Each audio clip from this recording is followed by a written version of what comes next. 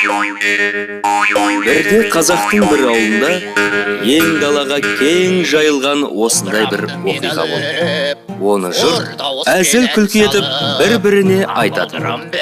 Бұл былай болды. Ауылда бір бай өмір сүрді. Ол бай ән шырқауды қатты ұнатады. Даусы зор болғанымен апашшы, жағымсыз екен. Таң атқаннан кешке дейін жұрт байдың жаман әндерін тыңдауға мәжбүр болады. Ал тыңдасаң, ақша төле. Байдың тегін ән айтқысы келмейді екен. Әліңді тыңдаған жоқпын. Онда өткен аптада қарызға берген 5000 теңгемді қайтар. Мақұл, одан да тыңдаған әніңе төлейін. Тыңдасаң да, тыңдамасаң, ұнатсаң да, ұнатпасаң да, бәрі бір төле. Байдың әдеті сондай. Бірде ауыл маңынан алдар көсі өтіп бара жатыр. Біреудің ащы даусын естіп, бақырып жатқан кім екен деп жақындайды. Ақшаларың кәнекей. Не қарап тұрсың? Әнімді тыңдадың ба? Төле.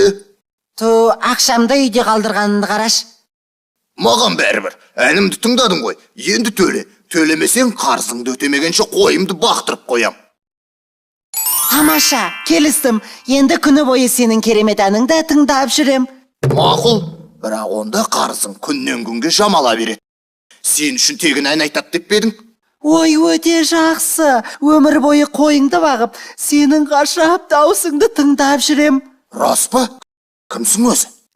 Мен дегенің ел аралап жүрген консерваторияның профессоры болам. Ұзақ жылдар бойы атақты адамдармен араласып жүрдім.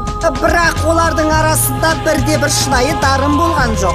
Оған шыдамай, жүрегімді жалынға бөлер дауыс іздеп, ауыл-ауылды аралап кеттім. Сөйтіп бір талай ел кезіп жүргенімде, ақыры саған кез болдым ау, қарағым.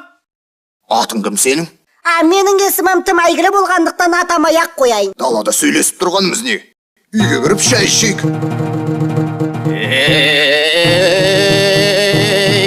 Дастархан тұр жайылып, қонағыма сай болып, тыңдай берді әнімді, болсын сөзің тек дәмді.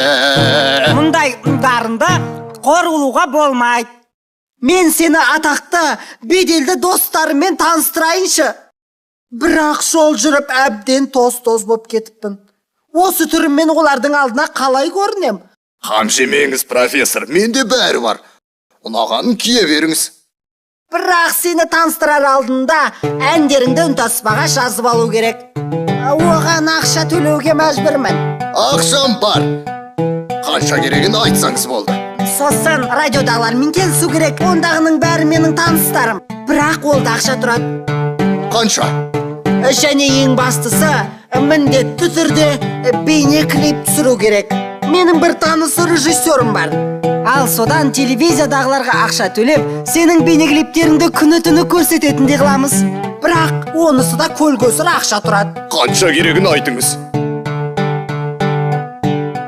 Бірақ сосын фестивальдар, концерттер, алтын дискілер, даңқ аллеясы. Осындай дарыныңмен сен әуен саз патшасы боласың. Кішкене жетпей жатыр. Ештеңе етпейді, мен дүниемен аламын. Енді мен барып бәрін төлеп, істің бәрін тындырып, ертең қайтып келемін. Ұзаққа кідірмеңіз, профессор. Сізді асыға күтемін. Бір жұма тез болам. Жолға әніңді шырқап жіберші кәне.